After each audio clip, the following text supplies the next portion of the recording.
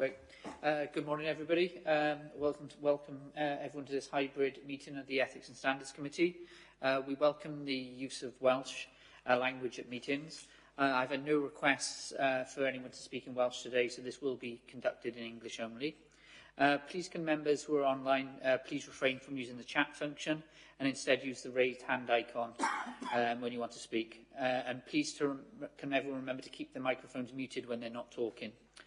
May I remind members that as per statutory guidance made under Section 4 of the Local Government Wales Measure 2011 on our formally adopted hybrid meeting policy, any member attending a meeting remotely must be able to be seen and heard by the members and officers who are attending the meeting, as well as by members of the public viewing the meeting.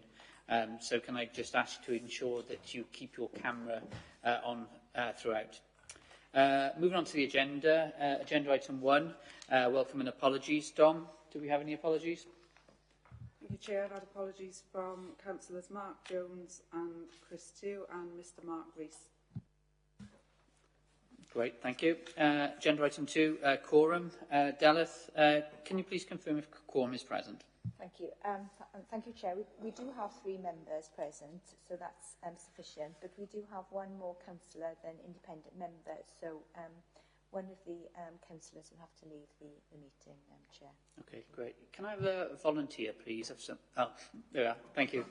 Thank you, Councillor Horler. That's appreciated. In terms of agenda item 3, then, would be declarations of interests. Members, have anyone got any interests to declare? Should I tell John to leave? No. John, you can leave now. And then agenda item 4 is the exemption.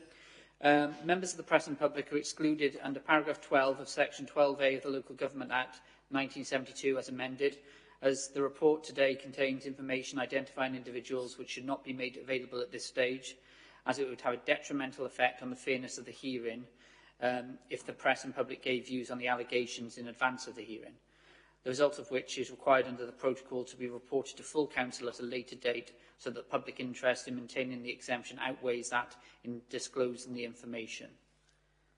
And I've shut the open part.